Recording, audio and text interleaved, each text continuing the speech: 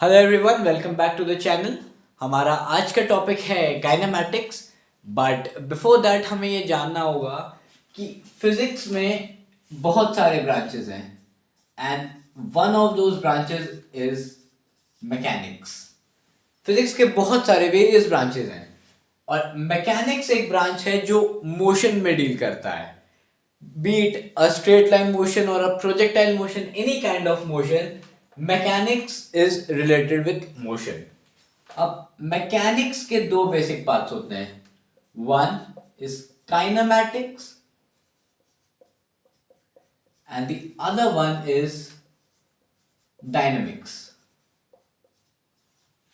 अब what is the basic difference between kinematics and dynamics?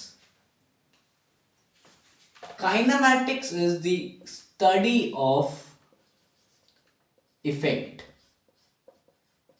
कोई भी इफेक्ट, उसकी स्टडी को हम काइनेमैटिक्स कहते हैं। I will explain with example. और dynamics, that is study of effect plus cause of effect. किसी भी इफेक्ट को अगर हम स्टडी करेंगे तो उसे हम काइनेमैटिक्स नाम देंगे। बट अगर हम इफेक्ट को स्टडी करेंगे और उसके कॉज को भी स्टडी करेंगे कि वो इफेक्ट कैसे जनरेट हो रहा है, क्यों जनरेट हो रहा है, क्या कॉज है, तो उसे हम डायनेमिक्स कहेंगे। फॉर एग्जाम्पल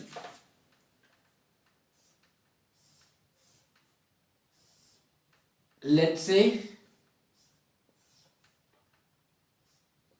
ये हमारे पास एक कार्ट है एंड हम इसे इस पे एक फोर्स अप्लाई कर रहे हैं and this force here is the effect. ये एक कार्ट है जिस पे हम एक फोर्स अप्लाई कर रहे हैं। हमें ये नहीं पता कि ये कार्ट मूव कर रहा है या स्टेशनरी है और हमें उससे कोई मतलब भी नहीं है। We just need to know कि ये एक फोर्स है जो कि एक इफेक्ट है जो कि इसे पुश करना चाह रहा है। एज वी कैन सी वो फोर्स इस डायरेक्शन में है। So this is just the study of effect. So this example is kinematics. और अगर हम स्टडी करेंगे ये जो इफेक्ट है उसका क्या कॉज है, ये फोर्स कहां से आ रही है, एक्सटर्नल फोर्स है कि कैसा फोर्स है, अगर हम उस कॉज को स्टडी करेंगे तब ये डायनामिक्स कहलाएगा। बट फिलहाल ये काइनेमैटिक्स है ना।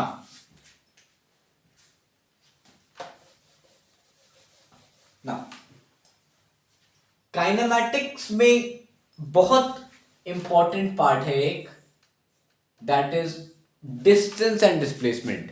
सुनने में ये बड़ा कॉमन सा है, बड़ा इजी सा लगता है, but it is a very difficult, not very difficult but difficult part of kinematics. So let's start the discussion. Distance and displacement. ना स्टार्ट करने के पहले हमें यह जानना होगा कि डिस्टेंस हमारा एक स्केलर क्वांटिटी होता है।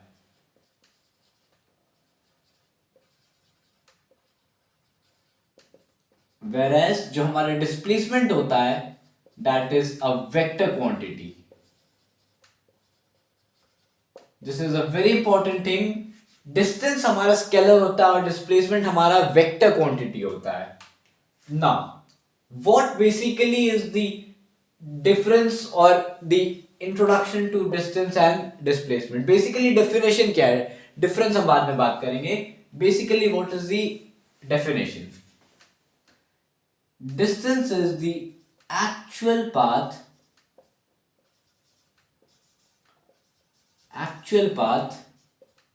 taken by an object. और डिस्प्लेसमेंट क्या है? It is the shortest distance between initial and final point. अब एक एग्जांपल से समझते हैं। लेट्स से हमारे पास दो पॉइंट्स है, point A and point B. हमारे पास एक ऑब्जेक्ट है जिसे पॉइंट ए से पॉइंट बी तक जाना है। सो लेट्स से वो इस कर्व्ड पाथ से पॉइंट ए से पॉइंट बी जाता है। Okay, so this is the actual path. वो एक ए पे वो ऑब्जेक्ट है, वो एक कर्व्ड पाथ लेता है और वो बी तक जाता है। So this is the actual path taken by the object. So definition के हिसाब से दिस इज द डिस्टेंस। ये जो हमारा ब्लू लाइन है दैट इज द डिस्टेंस। अब हमें डिस्प्लेसमेंट फाइंड करना है।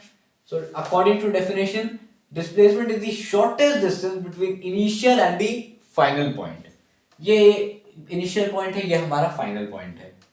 अगर हम इसे ऐसे ज्वाइन करें, अगर हम ए टू बी को एक डॉटेड लाइन से ज्वाइन करें, सो क्या ये shortest distance between initial and final point है? अल्टीमेटली जो हमारा ऑब्जेक्ट है वो ए से बी पे जा रहा है। वो कैसे जा रहा है? दो तरीके से जा रहा है। पहला curved, that is the actual path. Actual में वो कर्व्ड पाथ से ही गया है, so that is the distance. But अगर हमें डिस्प्लेसमेंट निकालना है, हम बस इनिशियल पॉइंट को फाइनल पॉइंट से करेक्ट कर देंगे and we get a displacement. So this black line is displacement. Now let's take a question to make it more clear.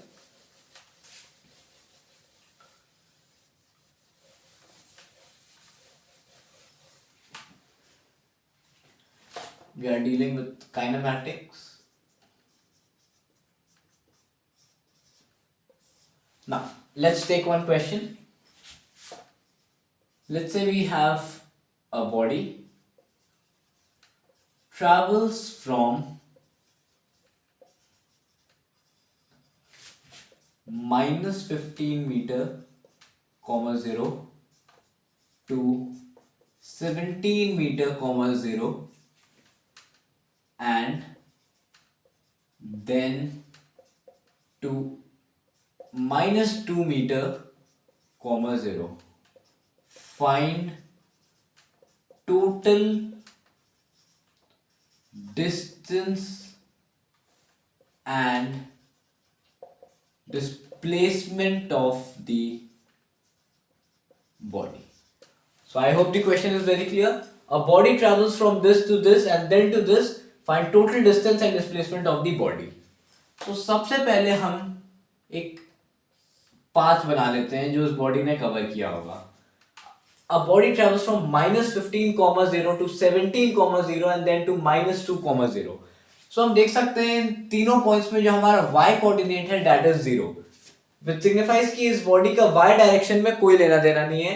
The body is only traveling in x direction. So we can neglect that 0.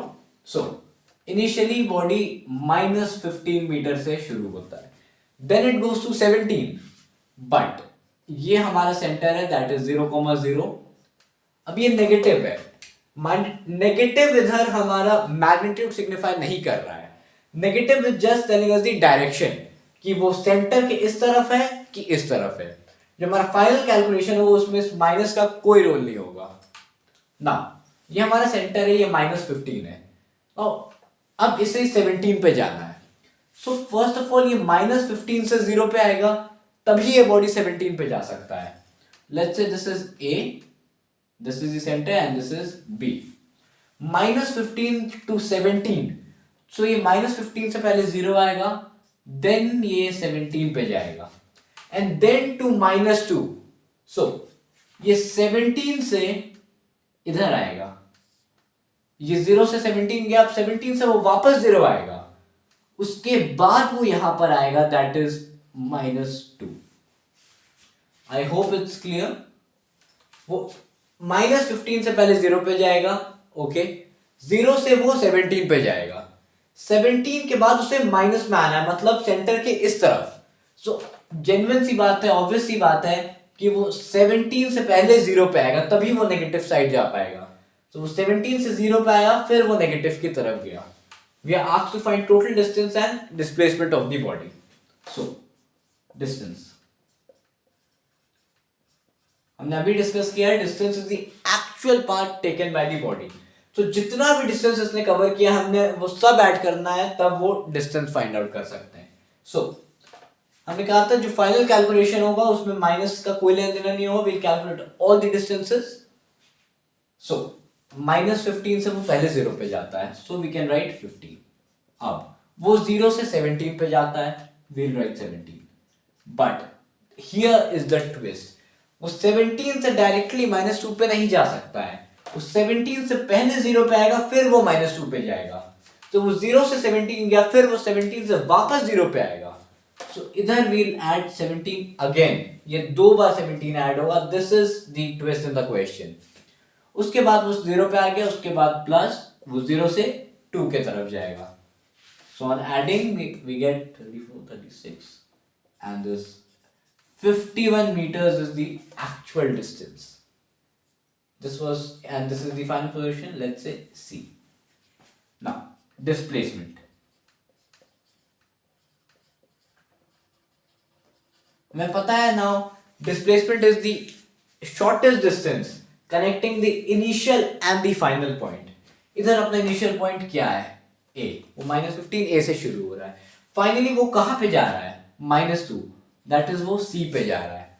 So अगर हम A से C को join करें, so क्या ये हमारा displacement है?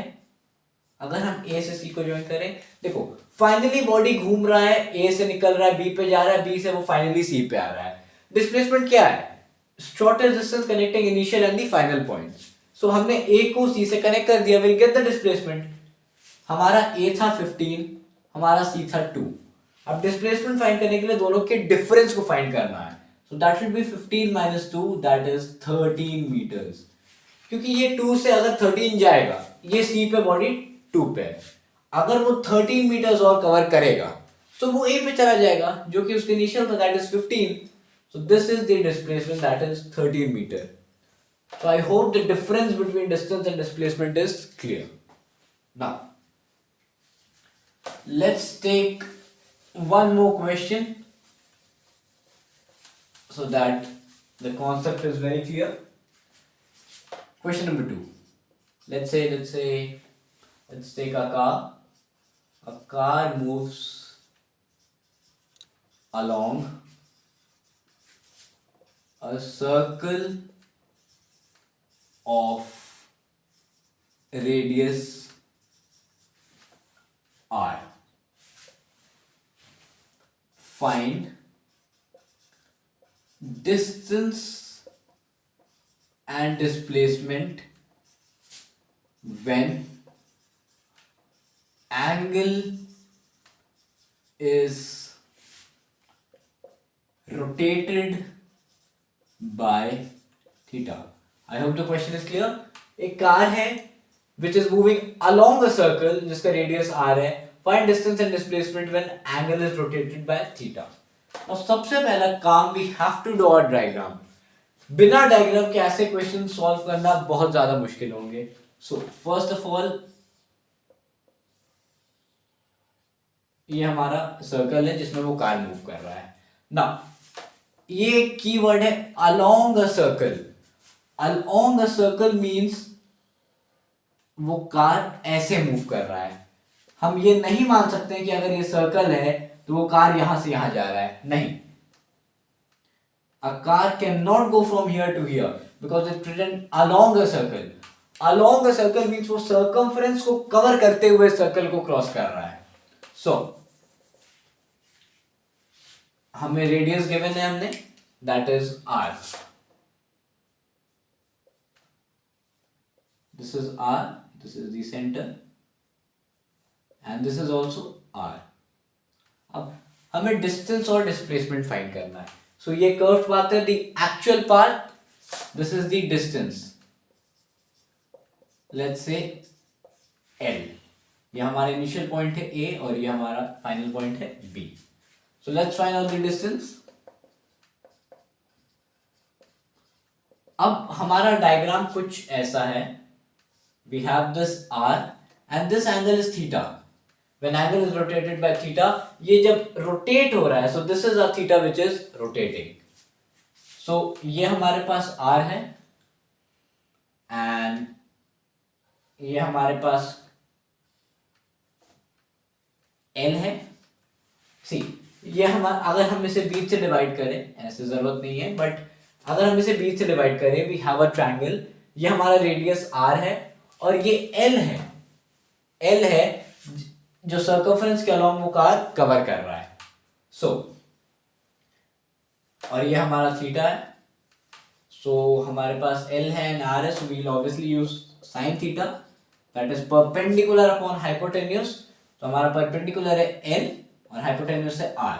सो L is equal to R sine theta and L was our distance, so our distance is R sine theta. Now we are required to find the displacement. Now हमने इसे बीच से divide किया है। Displacement is the shortest path between initial and the final point. So क्या हम ए से B को ऐसे कनेक्ट कर सकते हैं? क्या ये शॉर्टेस्ट पाथ है? Yes, the straight line is the shortest path between A and B, hence A and B will be the displacement. ये हमारा black line that is the displacement और इसे हम x मान लेते हैं ना। हमने इसे अब b से डिवाइड किया है। हमारे पास एक ऐसा ट्रायंगल है ना, हमने इसे दो में डिवाइड किया है। दिस वाज नॉट डिवाइडेड, हमने बस इसका एक छोटा रिक्रिएशन किया था। This is divided. ये हमारा पूरा एंगल थीटा था, ये हमारा ऑब्वियसली थीटा बाय 2 होगा और ये हमारा दूसरा ट्रायंगल कुछ ऐसा बनेगा, ये हमारा थीटा बाय 2 बनेगा and we have this as R and in this we have this as R. और ये जो हमारा है हमने इसे x माना है, इसके ऊपर भी वो x होगा, इसके नीचे भी वो x होगा। हम इसे x1 और x2 रिस्पेक्टिवली मान सकते हैं ना। हम देख सकते हैं both the triangles are completely identical. दोनों का एंगल थीटा बाय 2 है, दोनों का रेडियस r है और ये x1 x2 both are same. हम इसे x1 x2 लिखें या फिर x1 x1 लिखें, कोई फर्क नहीं है। दोनों को सॉल्व करने के बजाय अगर हम सिर्फ एक को सॉल्व करें और फाइनल आंसर को 2 से मल्टीप्लाई कर दें तो that will also do. This is the same, हम साइन थीटा यूज करेंगे ना।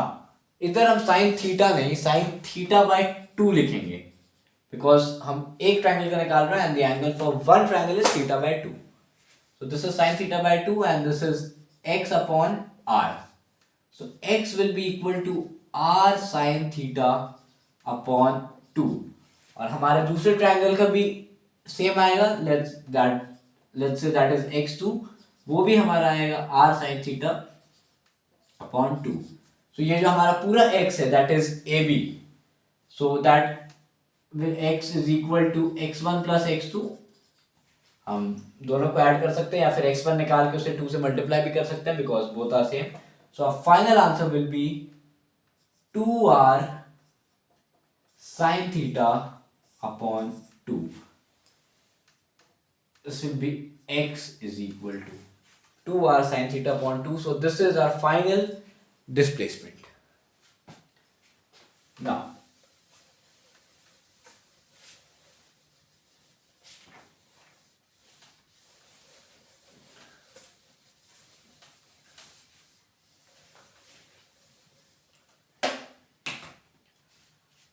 अब एक कॉन्सेप्ट आता है एवरेज वेलोसिटी का। एवरेज वेलोसिटी ये डिस्टेंस एंड डिस्प्लेसमेंट का एक बहुत इंपॉर्टेंट पार्ट है, उसके अंदर आता है ये एवरेज वेलोसिटी। पहले हम एक बेसिक क्वेश्चन से समझने की कोशिश करते हैं एवरेज वेलोसिटी क्या होता है, किस तरह के क्वेश्चंस आते हैं एवरेज वेलोसिटी से। Let's take a question, a very simple question. Let's say a man travels half the distance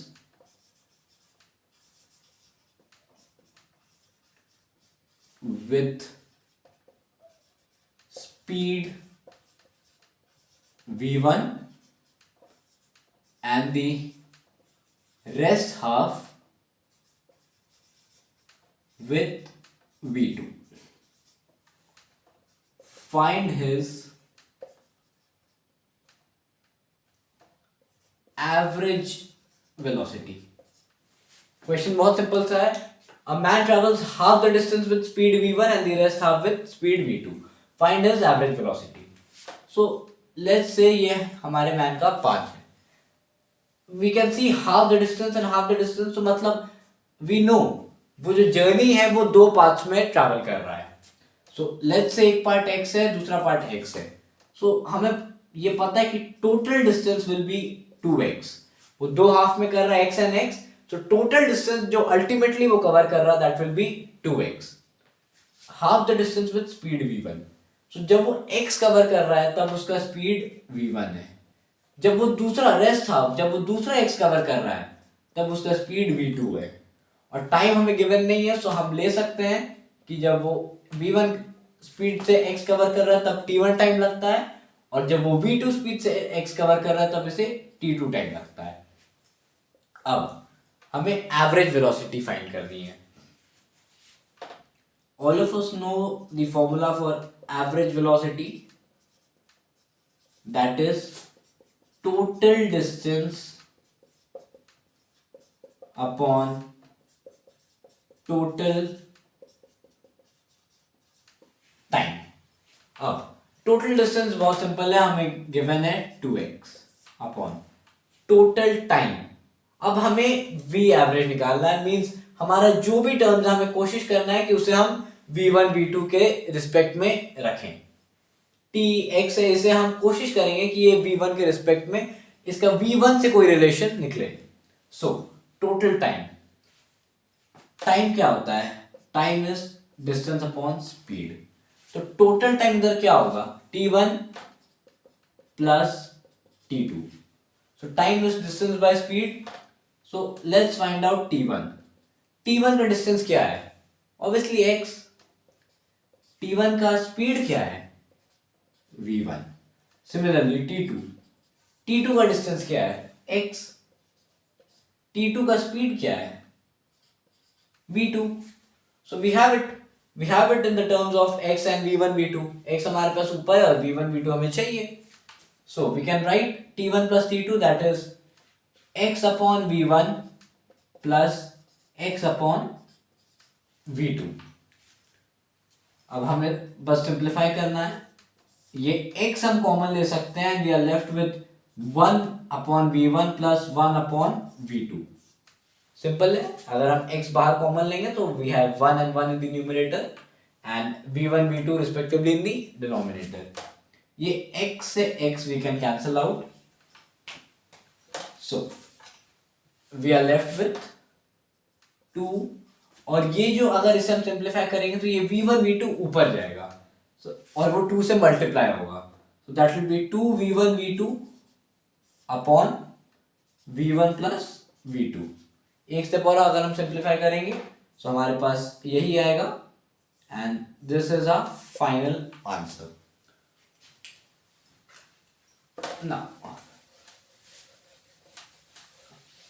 Now let's take one more question based on average velocity.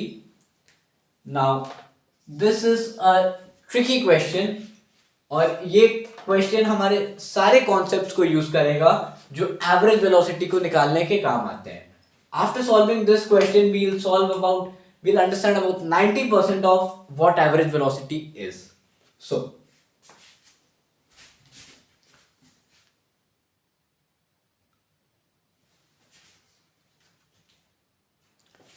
So this is our next question. The question says a particle travels first half of the total journey with speed v1 in the second half distance with constant speed v2. So from here till here, a particle travels first half of the total journey in the second half distance. So we know that वो जो particle है वो दो halves में अपनी journey complete कर रहा है। Let's say this is d and let's say this is also d. So from this information we know जो हमारा complete distance है जो वो particle travel करेगा that will be 2d. That's clear? So in the second half distance with constant speed v2 for 1/3 time and then remaining 2/3 time with constant speed v3. So from here till here in the second half distance with constant speed v2, इसका मतलब जो second half है, जो ये जो हमारा d है उसको भी वो फर्दर 2 पार्ट्स में कंप्लीट कर रहा है। पहला v2 स्पीड से कवर कर रहा है फॉर 1/3 टाइम, और जो दूसरा पार्ट है दैट इज v3 से कवर कर रहा है इन 2/3 time.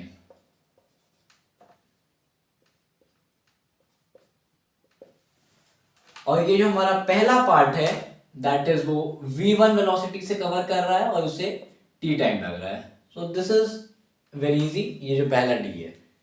Now let's mark some points a b c and d।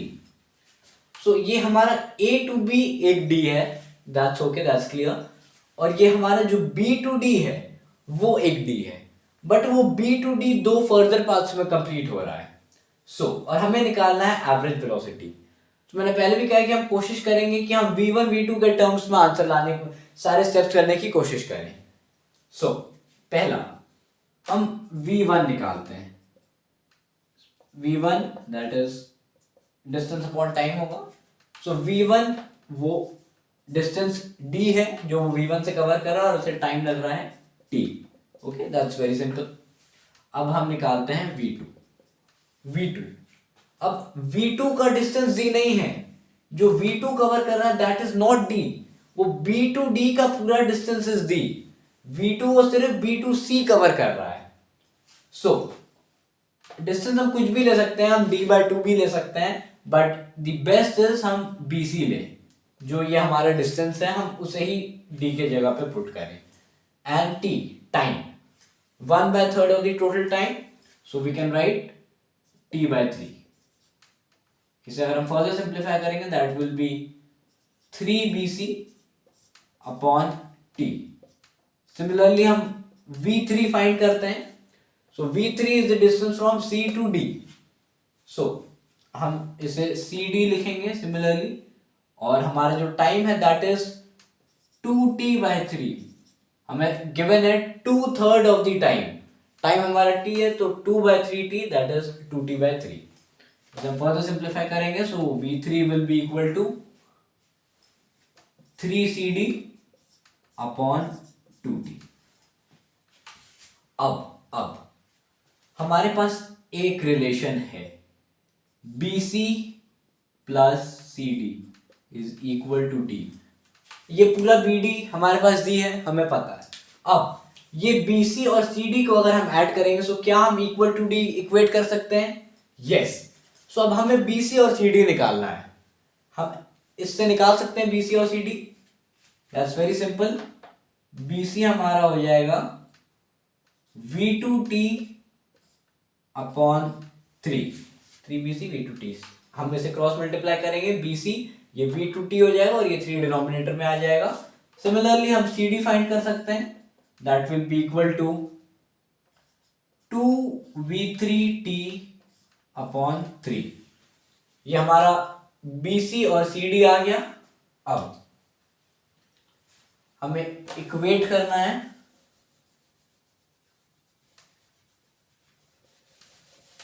Equate as in bc plus cd is equal to d, हमें गिवन है।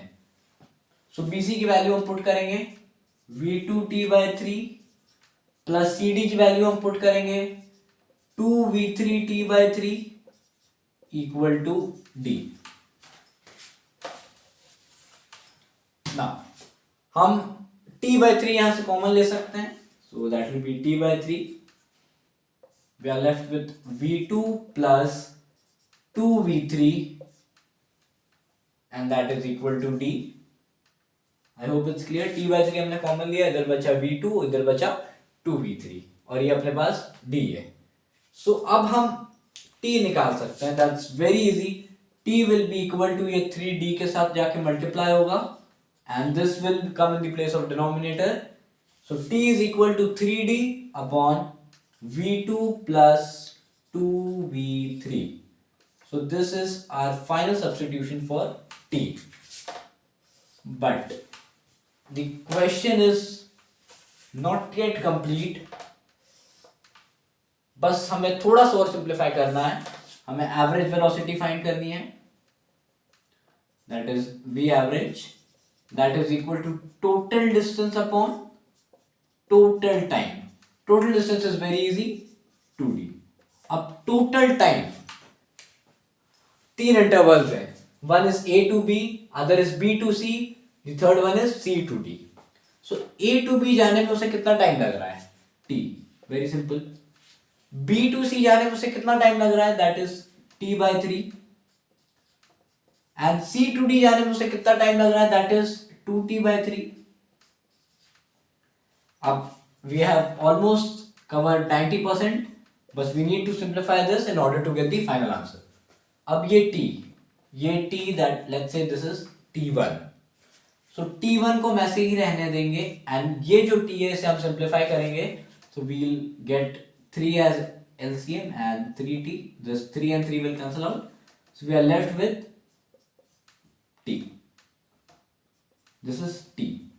अब हम इस t और इस t को ऐड नहीं कर सकते, ये हमारा t1 है, ये अलग है, a भी अलग है, हम b d को अलग से सॉल्व कर रहे हैं. सो ये t1 अपने पास अलग है, ये अपने पास t है.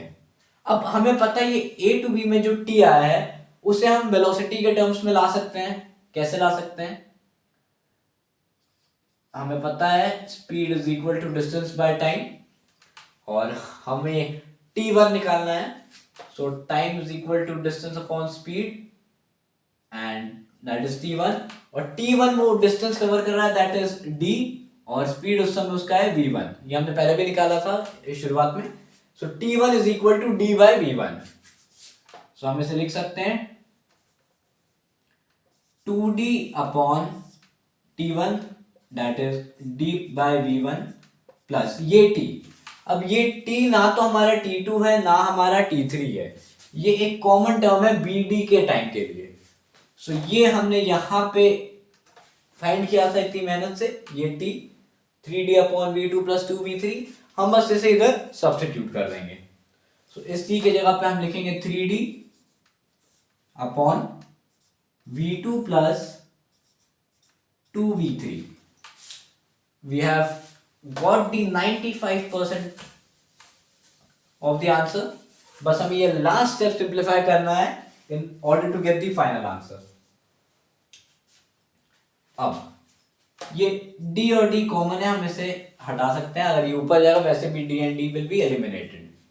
So ये d कॉमन हट गया. We are left with 2 and इधर let's take the LCM. LCM में कुछ कॉमन नहीं है, so हम ऐसे लेंगे v1 और इधर अपन लेंगे v2 प्लस 2v3. सिंपल.